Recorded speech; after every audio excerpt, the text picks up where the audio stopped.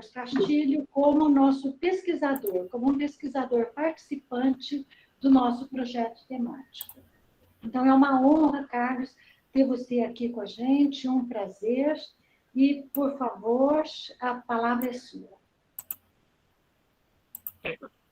Muchísimas gracias, Marilisa. Es para mí un honor poder compartir con ustedes algunas de las ideas sobre el impacto que está teniendo las desigualdades sociales dentro de esta pandemia. Agradezco enormemente esta invitación y trataré de presentar algunos de los aspectos más importantes.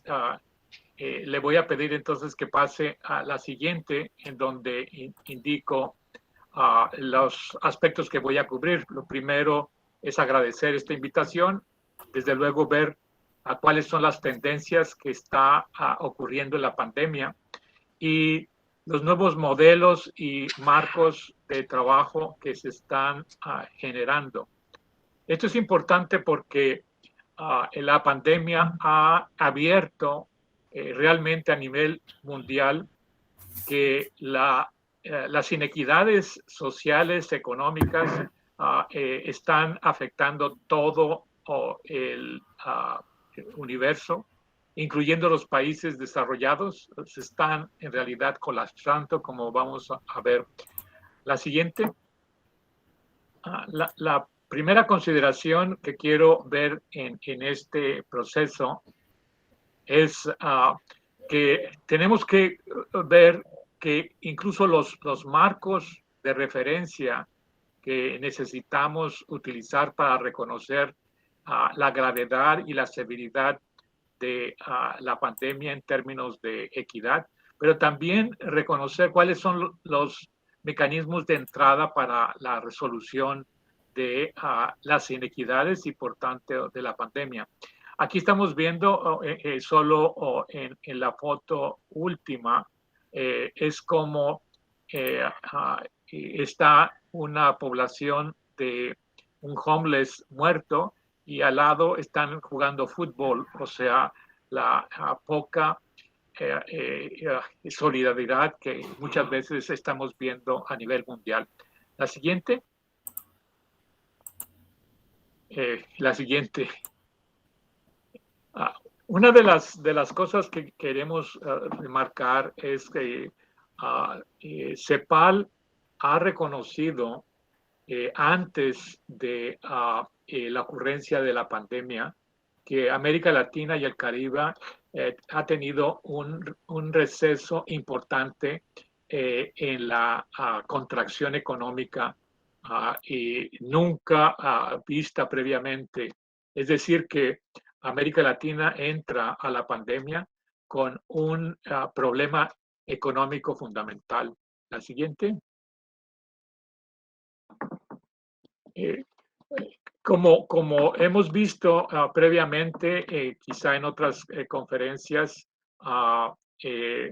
estamos viendo que tanto en la economía formal como informal se ha afectado enormemente a los distintos grupos y particularmente también a la mujer, con la eliminación de casi todas las compañías pequeñas o familiares. La siguiente. Este es el reporte que acaba de pasar hace unos días el observatorio de CEPAL, en donde ya ha reconocido que hay una contracción enorme del Producto Interno Bruto. Hay una disminución de casi el 8%. Esto es importantísimo porque no solo no ha crecido, sino se ha deteriorado con un incremento en la población, en la pobreza absoluta en América Latina.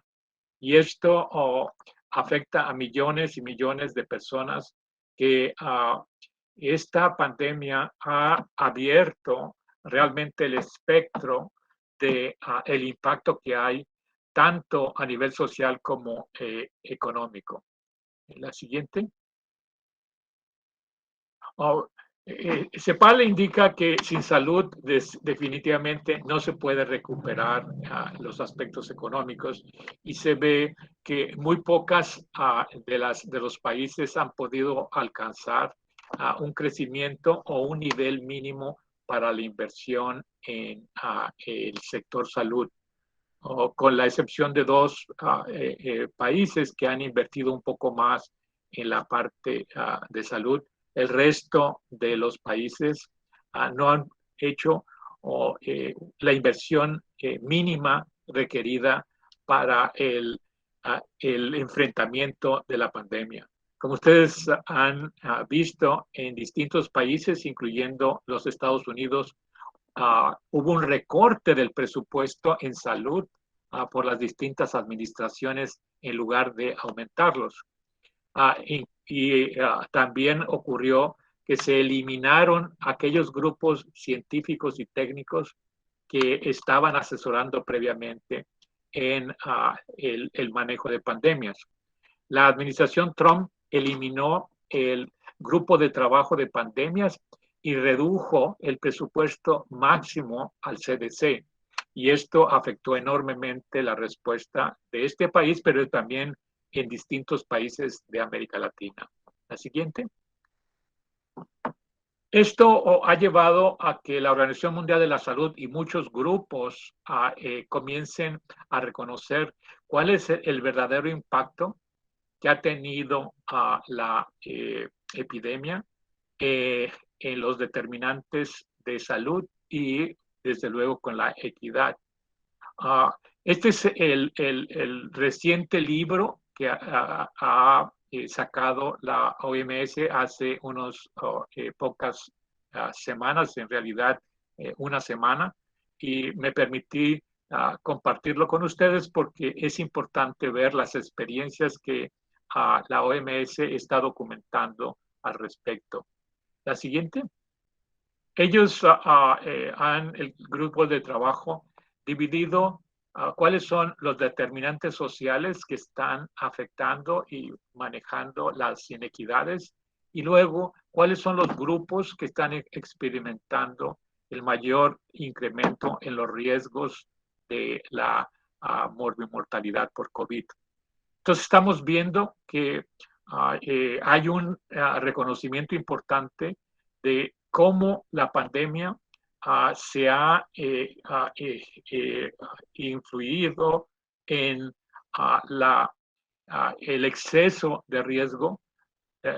Sabemos que el nivel de pobreza y de privación es importante, pero también la ausencia de protección social y en forma muy particular en América Latina y en casi todos los países, esa obligatoriedad de los trabajadores de bajo ingreso para tener que exponerse a condiciones y riesgos mayores que el resto de la población.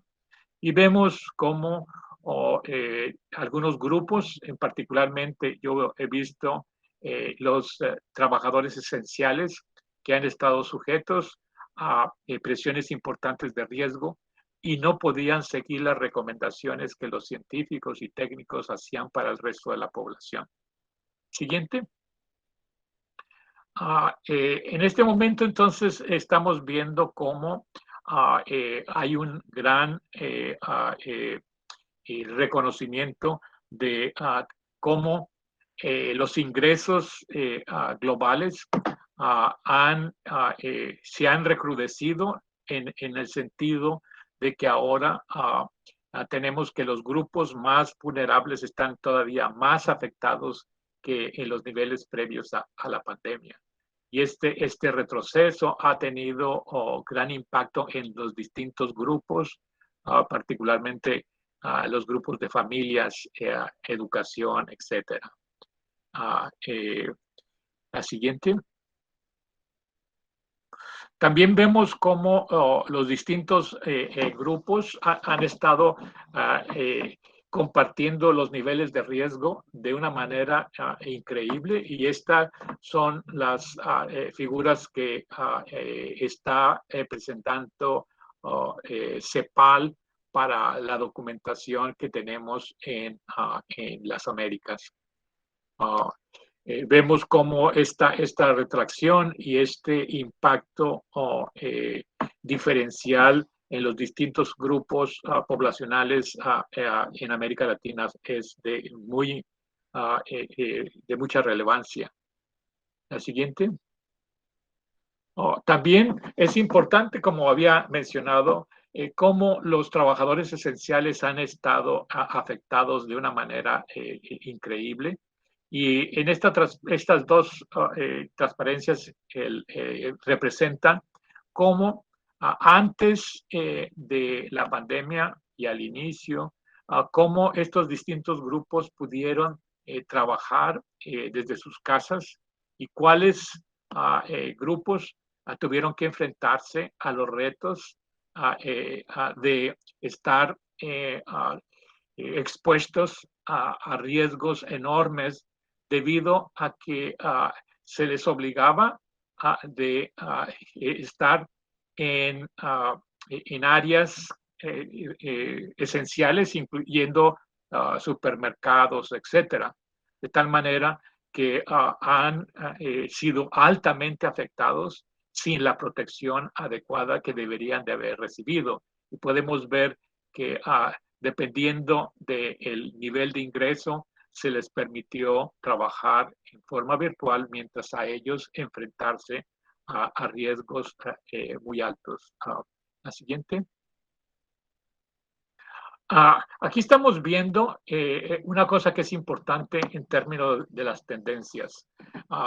Como ustedes saben, en marzo de este año comenzamos a ver una variación en lo que es las tendencias y los países afectados. Aquí he presentado lo que estuvo ocurriendo en los países de América Latina y cómo contribuían enormemente en la transmisión a nivel global, particularmente Brasil y México, y el resto de los países que están ustedes viendo. La siguiente. Eso llevó en junio de hace un año de que la OPS declarara a América Latina como el epicentro de la pandemia. De hecho, casi el 70% de todo el exceso de mortalidad estaba ocurriendo en América, incluyendo Estados Unidos y América Latina. Esto fue muy importante porque la contribución que tenía América Latina era máxima, como ustedes pudieron apreciar en muchas de las estadísticas. Sin embargo, este proceso se ha cambiado en una nueva tendencia. La siguiente. Lo que estamos viendo en estas dos diapositivas es que los países en América Latina que no dieron las respuestas a las políticas de prevención y detuvieron el proceso por semanas o meses son los más afectados. Aquellos países que iniciaron con políticas enérgicas prontas pudieron tener un mejor resultado de la pandemia. La siguiente. Estamos viendo aquí algo que es fundamental, que es el cambio en el epicentro. El epicentro que estaba en América Latina y las Américas se ha movido a Europa. Y esto es importante que tenemos que ver en el contexto de equidad, porque ¿cuáles son los grupos que rechazan la vacunación y rechazan las medidas de salud pública? Ustedes pueden ver que las distintas olas de la pandemia, estas olas actualmente se concentran en los países desarrollados debido a un factor de determinante social que es importante, que es la ausencia de solidaridad y el individualismo que está ocurriendo en grandes grupos de la población, particularmente jóvenes. Y entonces ustedes ven cómo las distintas olas responden a características tanto políticas, económicas como epidemiológicas. Entonces estamos viendo una transformación en las tendencias de las olas. Esto es importante porque tenemos que considerar que la pandemia no está en su fase terminal. Y esto es importante que conozcamos como sanitaristas y revisores de este proceso, porque el número de muertos que ha habido en este año es mayor que el número de muertes que ocurrió en el año pasado. En el año pasado que no teníamos vacunación. Entonces, esto es de especial importancia para reconocer que es muy posible que esta pandemia se extienda temporalmente por lo menos un año más. La siguiente. Aquí estamos viendo, y esto es, podemos ilustrar, ustedes pueden ver las distintas olas. Esto es a partir de los primeros días de diciembre de este año. Ustedes pueden ver que Europa está tomando una enorme fuerza, mayor que la que tuvo en el año pasado, y que expresa la mayoría del incremento en los nuevos casos y los nuevos muertos. De hecho, Alemania, Inglaterra e Italia están contribuyendo de manera increíble en el número de nuevos casos y nuevas muertes, más incluso que la India. Pueden ver que la contribución de las Américas, que está en morado, es menor con respecto a Europa. Y está viendo cómo Asia y el Medio Oriente contribuyen mucho menos. De hecho, las olas que están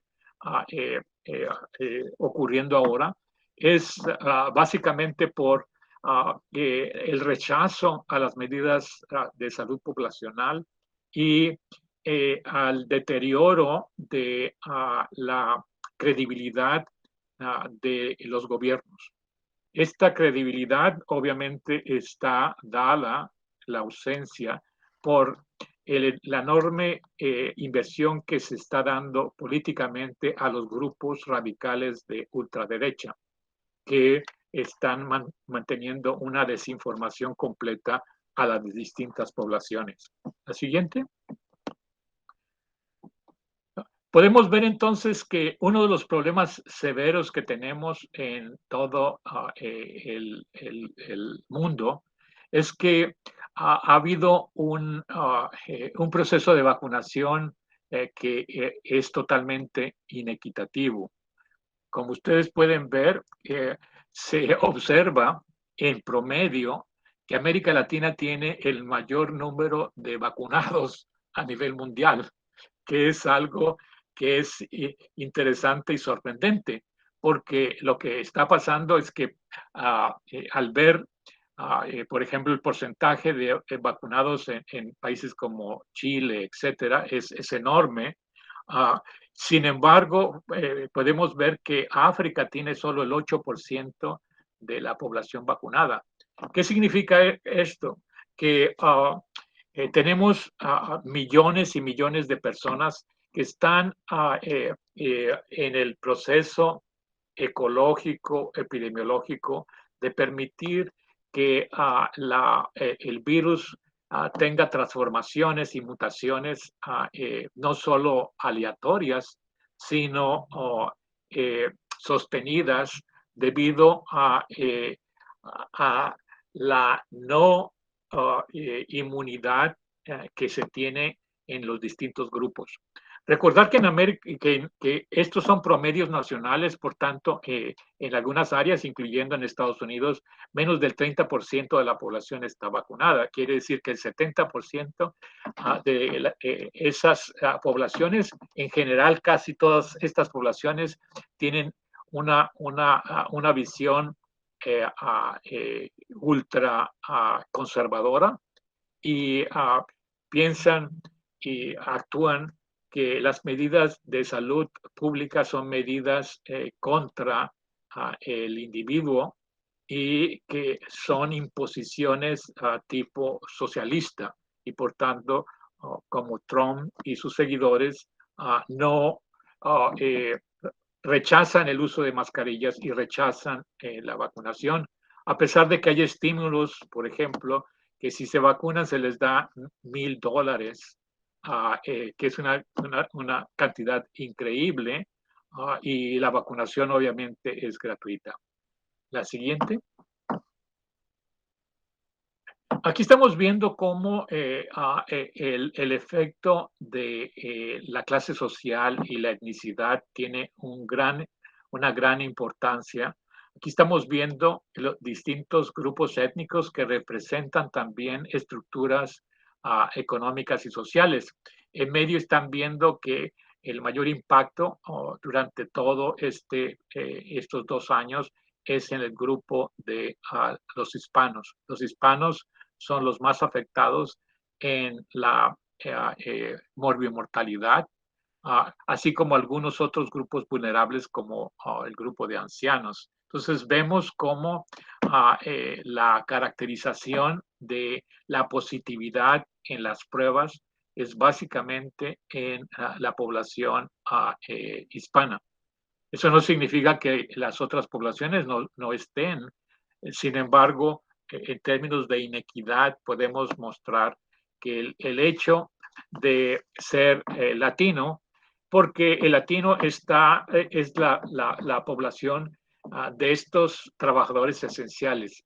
Son los que barren, son los que cultivan, son los que construyen, son los que están en restaurantes, en supermercados. Es decir, es la población que debido a sus condiciones se les fuerza a trabajar en áreas de alto riesgo de COVID.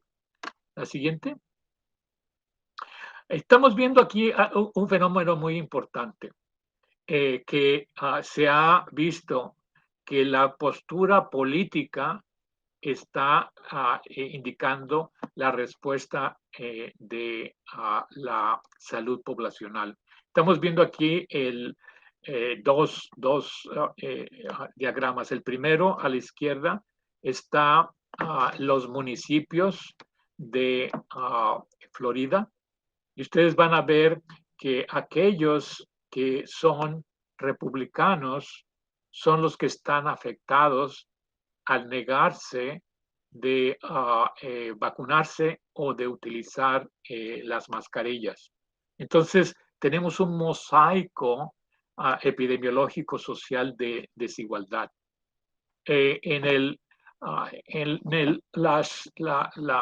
La visualización a la derecha, estamos viendo los 3 grupos de mayor número de muertes y de vacunación. Ustedes van a ver que aquellos condados y municipios en los que predominan los republicanos de Trump son los que no se vacunan y son los que se mueren. Entonces, estamos viendo que ahora el elemento político determina la respuesta poblacional, lo cual es muy importante que consideremos, porque en el pasado solo veíamos básicamente el aspecto de la equidad económica, pero ahora estamos viendo que es también la visión ideológica que se ha replicado exactamente en Europa. Una Europa que antes pensábamos que era el continente de la solidaridad, el continente que permitía la ampliación cultural, etcétera. Estamos viendo que hay una polarización al igual que en los Estados Unidos. Y esto es importante porque tenemos que ver el efecto político. Este efecto político está en América Latina también. El elemento político determina la acción de salud y el hecho de indicar que estas acciones rompen al derecho individual. Entonces ahora hay esta polémica, ¿qué es derecho individual? Porque el derecho individual tiene obligaciones individuales. Y entonces tenemos que reconocer que este proceso ha radicalizado las respuestas en los distintos países, particularmente en los países altamente desarrollados. La siguiente. Aquí estamos viendo el mismo fenómeno. Estamos viendo cómo este rechazo de la visión republicana a nivel de municipios, vemos el mosaico político epidemiológico de Estados Unidos. Y estamos viendo que dependiendo de la visión política es la respuesta epidemiológica. Y eso es importante, ya que los paradigmas que tenemos para el estudio y la respuesta a este nivel de equidad, desigualdad, no es la que usualmente utilizábamos previamente. La siguiente. Es importante ver el fenómeno de Chile, recordar que Chile fue el primer país en el mundo que demostró que se podía vacunar a los niños de 5 a 11 años. Y ellos revisaron de una manera muy intensificada la evidencia sobre la protección y el nivel de eficacia que tenían las vacunas que estaban utilizando. Aquí están viendo cómo los procesos de vacunación permitieron una caída gigantesca de la transmisión en el país, logrando entonces, mostrando al resto del país que era factible poder vacunar a niños. La siguiente. Aquí estamos viendo, sin embargo, los distintos picos dependiendo de las comunidades o de las provincias y los distintos picos. ¿Por qué esto es importante? Porque el nivel local nos permite reconocer qué tipo de intervenciones se requerirán y esas decisiones no solo son nacionales. Vean ustedes que los picos cambian dependiendo del lugar, porque es la difusión tanto social y económica como epidemiológica de la transmisión. Entonces, las olas que hay a nivel nacional es la conjunción de olas locales, pero las intervenciones que tenemos que realizar son al nivel local, lo cual es muy importante este reconocimiento en la medida de lo que llamamos ahora inteligencia sanitaria. La siguiente. La siguiente. Quiero indicar algo que ya he mencionado previamente. Durante los últimos 30 años nos hemos enfrentado a el surgimiento de nuevas enfermedades o nuevos retos epidemiológicos que antes ocurrían cada 100 años. Ahora ocurren cada 4 años. Cada 4 o 5 años encontramos un nuevo, usualmente es una zoonosis que se transforma en una enfermedad humana. Este incremento es debido realmente a la globalización y a las presiones que se ejercen en el medio ambiente. Tiene que haber, para que un virus o una bacteria pase de una especie a otra especie, usualmente necesita millones de elementos en 3 especies: la porcina, las aves y los humanos. Esto usualmente ocurre en China, en donde la presión que hay a nivel poblacional y los millones de cerdos y tipos de aves no necesariamente son un tipo de aves todo. Las aves, se hace la presión ecológica para la generación de una nueva zoonosis que se transforma en humana. Pero también estamos viendo estos procesos en Estados Unidos y en Europa. La siguiente.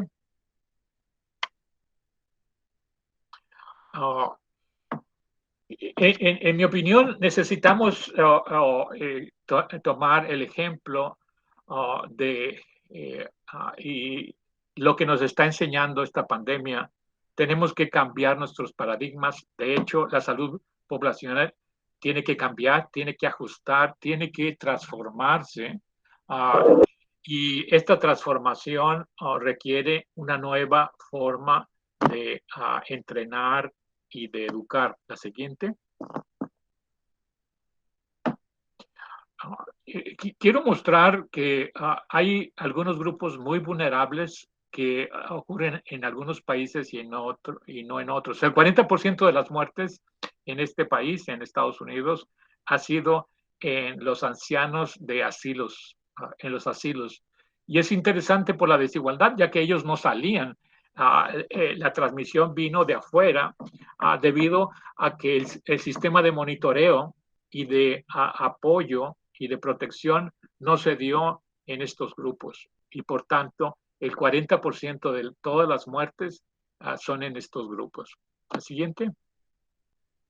La otra es la conjunción, las desigualdades y las inequidades en todo el mundo han forzado a esta migración forzada de millones y millones de personas que están moviéndose dentro de los distintos continentes y que no tienen realmente la protección que es requerida. Y esto hace que también sean altamente afectados, pero también afecten la transmisión.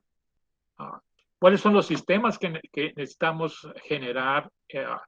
Estamos conscientes que estos nuevos sistemas tienen que ser muy dinámicos y que permiten proteger, pero también enfrentar las causas y determinantes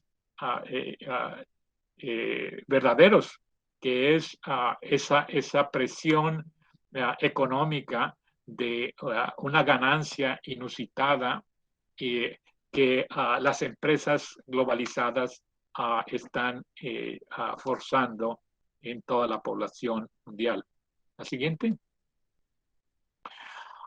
También quiero mostrar algo que es importante. Hopkins y su centro de seguridad ha generado un índice. Ese índice ha salido hace 2 días. Los resultados para este índice está caracterizando la capacidad que tienen los países, cada uno de los países, para poder responder a epidemias y pandemias. La forma como se maneja en este índice es ver la capacidad para prevenir, para poder identificar o detectar y responder en forma rápida y efectiva, y yo diría, y equitativa a los retos. La siguiente. Entonces, los resultados es que ningún país está preparado. El promedio fue 38.9 de 100. Es decir, que la mayoría de los países, una nueva pandemia colapsaría a la humanidad. Y esto es de especial importancia porque en realidad la probabilidad de otras pandemias muy pronto son casi certeza. Esto nos pone que necesitamos nosotros en universidades, centros de investigación, formar de manera intensificada la capacidad analítica de poder hacer no solo los estudios enormes que hace la epidemiología clásica, sino también hacer los análisis situacionales que se tienen que hacer en forma rápida enérgica con la información para poder accionar y también educar a nuestros políticos y líderes gubernamentales, porque se ha rechazado la ciencia y por tanto se aparece como legítimo no usar la información y la ciencia en las decisiones políticas. Este efecto de incluso los Estados Unidos no está preparado para una pandemia, no está preparado Inglaterra, no está preparado ningún país para poder enfrentar los retos de seguridad en las futuras pandemias. La siguiente. Esto ha llevado a que nuevos marcos de referencia se estén creando. De hecho, el grupo de trabajo que coordino en la OMS y Naciones Unidas es reconocer cuáles son los marcos o frameworks que nos va a permitir accionar para poder enfrentar las pandemias, incluyendo esta. Y aquí tenemos esta propuesta que acaba de ser publicada hace unos días y me pareció importante presentarla, que es ya abocarnos sin restricción a reconocer lo que se llama en los determinantes sociales, en los determinantes distales, que son las causas de los determinantes proximales. Y este es un esbozo de un grupo canadiense que está trabajando en lo que serían los 6 componentes de lo que influye o determina a los aspectos proximales, que es lo que investiga usualmente la epidemiología tradicional, y ofrecen las diferencias que hay en 3 países que tienen estructuras distintas a Inglaterra, México y un país africano, en donde se ve que la expectativa de vida es totalmente distinta y en donde el porcentaje de las enfermedades crónicas también es distinto. Quiero reconocer que a pesar de este análisis, por ejemplo, la expectativa de vida nacional no refleja la expectativa de vida local. Por ejemplo, Londres, la ciudad de Londres, tiene una diferencia, algunos boroughs, 5 de ellos, que la expectativa de vida es 20 años menos que la expectativa general de Londres. Entonces, cuando promediamos sin ver la diferenciación de distintos grupos, estamos cancelando la visualización de la inequidad. Entonces, comenzamos a hacer eso en distintas ciudades y encontramos lo mismo en París, lo mismo en Roma. 15 a 20 años de diferencia dependiendo del grupo que estemos trabajando para el reconocimiento de esto. Pero eso nos exigía cambios en las metodologías de la expectativa de vida. La expectativa de vida reconoce tablas de vida y el Observatorio de Londres construyó el primer modelo, que es el que usamos para poder desagregar la expectativa de vida a nivel de barrio. Entonces ya tenemos las herramientas metodológicas para poder caracterizar las expectativas de vida a nivel de barrio. Y esto es un avance importante generado por el Observatorio de Londres. La siguiente. Aquí este grupo canadiense identifica los aspectos que son de las influencias de los actores y de las estructuras. Y vean que en realidad el componente político y la fuerza de control que se tiene en algunos grupos se fortalece naturalmente la creación de desigualdad y de inequidad. Estructuralmente estamos viendo que estos grupos, el interés por la ganancia,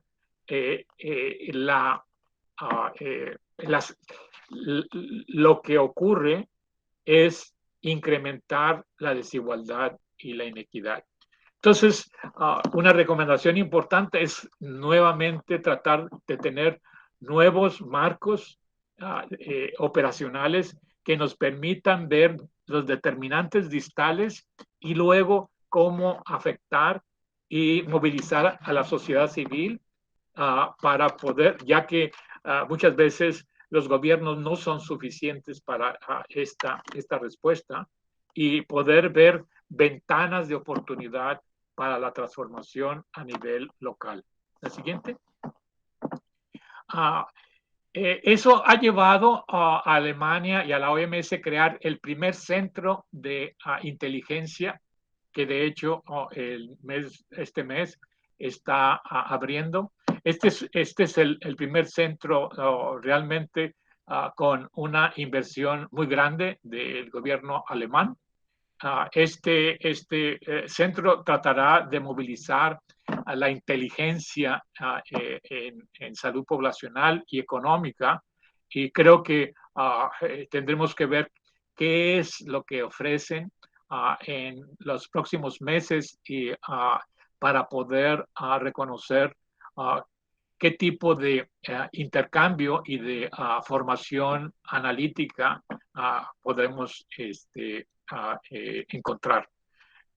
Existen otros centros de inteligencia que están surgiendo, y espero que con la profesora María Uglisa también se pueda generar en forma intensificada uno para Brasil. La siguiente. Aquí solo es fortalecer lo mismo. Aquí estamos viendo los mapas, 2 mapas a nivel de municipios en Estados Unidos. Ustedes ven que el coeficiente de Gini, que va a medir los grados de desigualdad, y vean en dónde se concentran los casos. En donde hay mayor inequidad, hay mayor casos. Y esto, en mi opinión, ya hemos demostrado.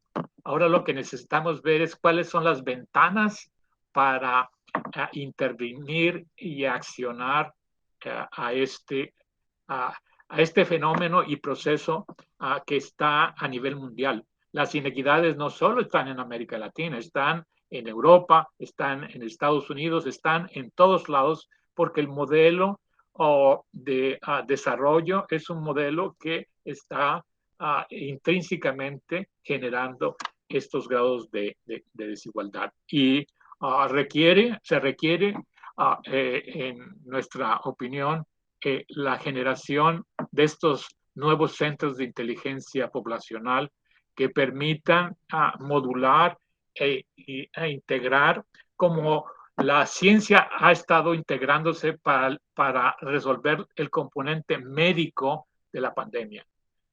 Yo a veces considero que el modelo médico de la pandemia ha sido muy útil, pero ha tratado de separar la necesidad también de la respuesta social, que ya se está viendo en salud mental. Pero vean ustedes que cuando se trata de decir las acciones de salud poblacional, se dicen no farmacéuticas. Yo digo, ¿por qué le llaman no farmacéuticas? Porque es el modelo médico que o es médico o es no farmacéutico, cuando tenemos que llamar medidas de salud poblacional, que es la mascarilla, etcétera. Creo que con ese es una de las últimas. Creo que sí. Les agradezco mucho. Disculpen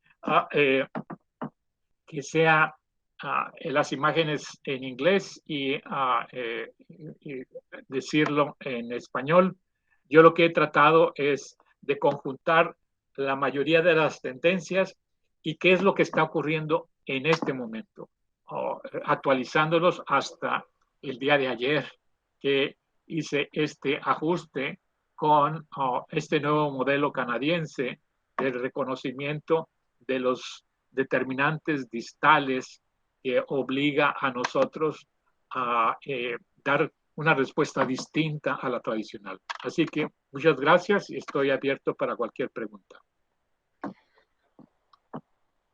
Carlos, muitíssimo obrigada pela tua apresentação, incrível, alguns dados, realmente, algumas informações desconhecidas para a gente, não? Eu acho que o fato de você ter ressaltado e ter evidenciado essa questão dos resultados epidemiológicos intrinsecamente relacionados com as questões ideológicas e políticas no momento atual, né? Uma questão muitíssimo importante. Enfim, eu acho que você apresentou um monte de dados importantes. Eu espero que esse material possa ter sido gravado e que você possa disponibilizar para que possamos consultar novamente e até divulgar mais para outras pessoas que queiram também assistir. E está aberto, gente, para alguma questão que vocês queiram fazer, então, para o professor Carlos Castilho. Alguma questão, algum comentário?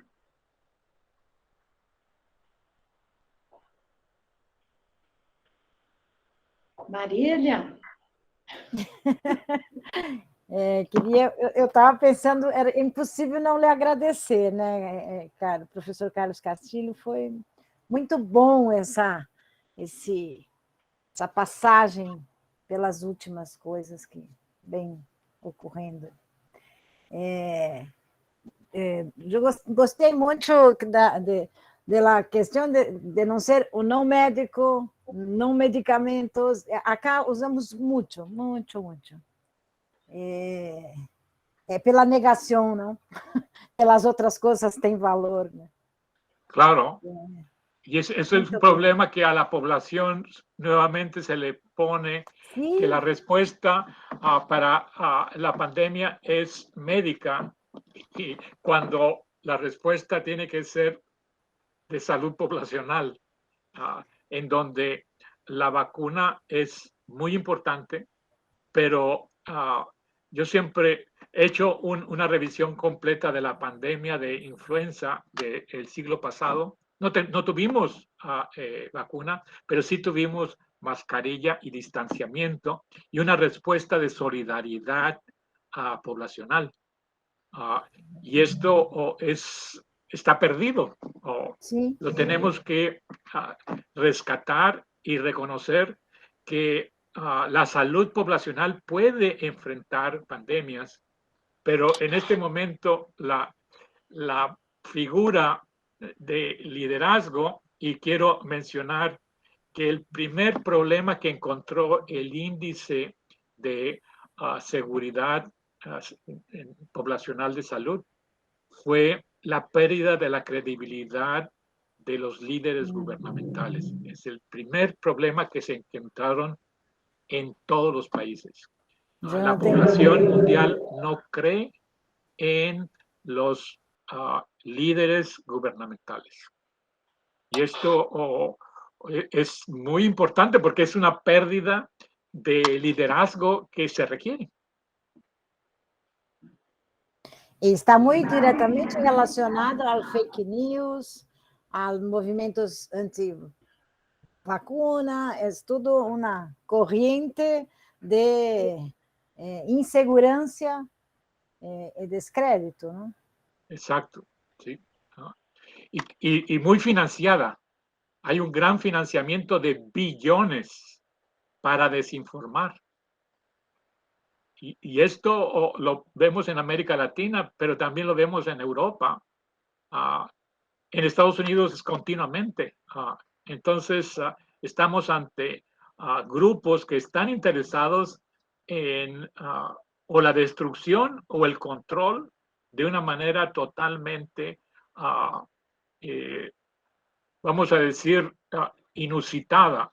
Solo estos procesos son compatibles con la visión nazista de eliminación, que es lo que estamos casi observando, que es líderes que niegan a la ciencia y que responsabilizan a los grupos que en realidad son las víctimas, y las víctimas entonces son consideradas como las razones, y de ahí como el problema de Inglaterra de hacer esta separación con la comunidad europea es debido a que no querían aceptar la presencia de migrantes y de refugiados en Inglaterra. Eso indica la baja solidaridad de un continente que se caracterizaba por entender qué tan importante era o es la solidaridad social.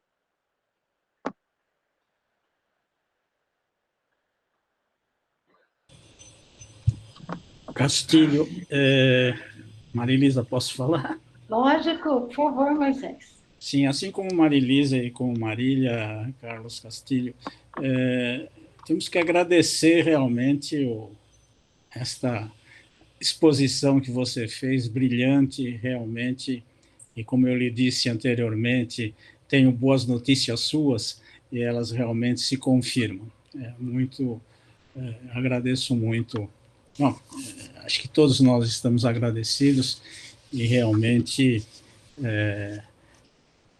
a gente gostaria, na verdade, de consultar esse material que você expôs, porque ficava difícil a gente registrar e certamente vai ser útil para que a gente dê continuidade aos nossos trabalhos aqui. Eu teria duas observações, Carlos, a fazer com você, ouvi-lo um pouco sobre duas questões que você enfatizou. Uma delas diz respeito quando você fala nos determinantes sociais, o que é que, normalmente, a gente sempre trabalha com os determinantes proximais, e você enfatiza a questão dos determinantes distais. Eu gostaria de lhe ouvir um pouco sobre como é que você imagina que a gente deveria estar trabalhando isso, como é que vocês estão pensando nos grupos de trabalho, essa questão dos determinantes distais, porque me parece que isso implica realmente em analisar política, analisar a economia, analisar as políticas sociais todas, enfim, gostaria realmente de ver como é que o grupo que você está trabalhando pensa esse assunto. E a segunda questão que eu acho que é crucial é essa proposta da criação das inteligências científicas. Aqui no Brasil nós estamos vivendo uma situação, eu creio que você está acompanhando, uma situação muito difícil. Há um corte, há uma diminuição de recursos extremamente importante para a ciência e tecnologia, para a inovação. Ainda que a comunidade científica esteja trabalhando, esteja produzindo, esteja encontrando caminhos para resolver os problemas, o que a gente está enfrentando é uma situação que eu acho que vai perdurar por muitos anos. Dificilmente a gente conseguirá se recuperar em pouco tempo, tal a campanha que se faz contra a ciência, particularmente nos governos, nesses últimos governos que a gente, esses dois últimos governos que a gente enfrentou, e de certa forma é uma situação já um pouco crônica que a gente enfrenta. Então eu gostaria também de lhe ouvir como é que a gente poderia estar trabalhando no sentido de garantir com que este golpe que se dá contra a ciência não nos deixe com 20, 30 anos de atraso e consiga responder à sua proposta de criação de uma inteligência científica para enfrentar as pandemias e a atual pandemia. Mas, de tudo, o que eu quero é agradecer a oportunidade de estar com você aqui, realmente reencontrá-lo é uma satisfação muito grande, e sabê-lo na Hopkins trabalhando é uma satisfação, e na OMS realmente é uma satisfação muito grande. Muito obrigado, Carlos Castilho, obrigado pela sua presença, já é suficiente para mim. Muchísimas gracias, Moisés. Particularmente, tú sabes que tú eres uno de los líderes más importantes que tiene Brasil para la visión del fortalecimiento, lo que es la epidemiología y lo que es la epidemiología social. Entonces, agradezco bastante. En el primer comentario, la presentación está con ustedes, tienen toda la posibilidad de reproducirla. En cada una de las diapositivas está la fuente original. Yo creo que es importante que puedan revisar algunos de los aspectos importantes, por ejemplo, el informe que acaba de sacar la OMS, me parece que es útil. También del modelo canadiense que está ahí. Y con respecto a la primera pregunta de cómo enfrentar la visión de revisar los aspectos de los determinantes distales. La primera cosa importante que tenemos es que ya tenemos una metodología estadística que pueda ser útil cuando se observa, y en muchos de los trabajos que estamos estimulando, es ver qué parte de la expresión de causalidad o de determinación puede ofrecerse a los factores distales con los intermediarios que son los proximales. Y esos son todos los modelos multinivel que han progresado enormemente para ver la varianza que puede ser explicada más por los determinantes distales que los proximales. La otra consideración que estamos tratando de sacar con el grupo de trabajo de la OMS y de Naciones Unidas es ver qué tipo de marcos operacionales podemos crear. Y para eso necesitamos hacer casos, ejemplos específicos, y en mi opinión tiene que ser a nivel local. Los organismos internacionales como OMS le interesa más, o EPS, a ver diferencias entre países. Yo creo que lo que tenemos que ver son diferencias al interior de las ciudades por barrios, porque los tomadores de decisión, los alcaldes, necesitan comenzar a dar intervenciones focalizadas en las áreas de mayor desigualdad, en lugar de hacer cuestiones tan genéricas que hay algunos grupos que no necesitan esas intervenciones, mientras que otros lo requieren. Y esto obliga que nuestros centros de investigación tienen que comenzar a aplicar estos modelos y estos marcos referenciales. El marco referencial de la Comisión de Determinantes es útil.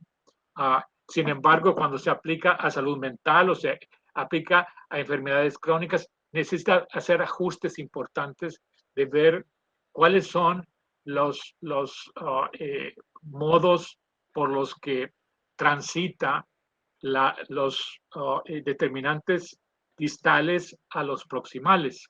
Y eso en Hopkins, particularmente a mis estudiantes doctorados, les obligamos a que nos digan las vías específicas operacionales que permitirán al tomador de decisión ver en dónde entrar para por lo menos romper parte de la influencia que tienen los determinantes distales.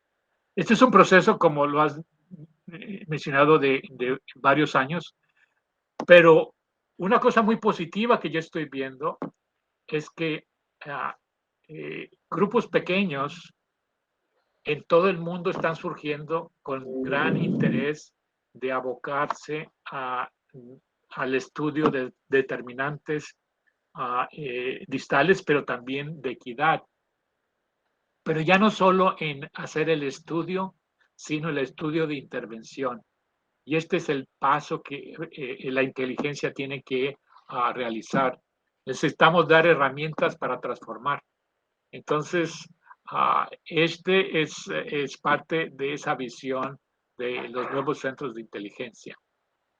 La otra consideración sobre cómo neutralizar yo creo que América Latina necesita que haya más filantropía social, porque en los Estados Unidos y en Europa las fundaciones tratan de apoyar, pero en América Latina no existe esa visión. Y creo que necesitamos crear un nuevo concepto, que es el concepto de accountability. Accountability es asumir responsabilidades cuando se niega a la ciencia. Y la accountability tiene que tener un elemento financiero de destaque. Se tiene que cubrir los costos a la ciencia al no haber usado la ciencia. Entonces yo creo que necesitamos fortalecer ese concepto, porque en este momento políticos pueden tomar cualquier decisión y no les pasa nada. El ejemplo claro es Trump, pero se está haciendo esfuerzos importantes para generar esos mecanismos de asignación de responsabilidad al negar la ciencia. Pero es un proceso que tenemos que generar a nivel global. Y otra cosa que es muy positiva es que el desarrollo de esta pandemia, los científicos se han unificado sin ganancia. No es así las empresas, pero recordar que la historia natural del SIDA tomó 10 años. La historia natural de COVID tomó 3 semanas. Y eso indica la energía y el trabajo colectivo que se ha puesto en el reconocimiento de esta pandemia. Gracias por las preguntas y gracias por sus comentarios. Es importante. Hopkins es una institución muy especial, pero también es difícil porque los modelos médicos son los que prevalecen. Este tipo de investigación, el NIH, que genera la mayoría de los fondos de investigación en salud, el 98% es para el componente médico, que le llaman salud pública, y solo el 2% para el manejo de equidad, etcétera. Y otra de las cosas que ustedes probablemente desconocen es que todo investigador en Estados Unidos que utiliza fondos del NIH federales tiene que transferir todo el conocimiento a la empresa privada sin cobrar. Es decir, la empresa privada americana, las corporaciones reciben toda la información y el conocimiento que genera la ciencia en salud. Y eso es triste porque hacen que el dinero que tienen ellos lo pongan en propagandas e información sobre sus productos, y no es cierto en la generación de conocimiento. La generación de conocimiento se hace con los fondos públicos que tienen los centros y las universidades norteamericanas. Muito obrigado, Castilho. Realmente, suas respostas são magníficas, embora não nos dá o alento, talvez. Enfim, dá o alento para que a gente continue na luta. Obrigado. Gracias. Obrigado. Muito obrigada, Carlos Castilho. Acho que a gente tem muito que te ouvir e, quem sabe, já no próximo semestre a gente marca um outro encontro com você, uma outra palestra, para a gente poder te ouvir mais. Muitíssimo obrigada. Marilisa, ele não pode vir um dia aqui, passar uma semana aqui conosco para trabalhar com os nossos dados aqui? O que estava previsto, Moisés, era exatamente isso. A cada ano, a gente teria a presença dele no Brasil. Com a pandemia, é que nós passamos a fazer esses encontros virtuais. Tomara que o ano que vem a gente já possa ter a presença do Carlos Castilho em algum momento que seja possível para ele, trabalhando aqui conosco em Campinas e em São Paulo também, e podendo discutir mais esse conjunto de informações e ideias que você tem para nos estimular. Muitíssimo obrigada.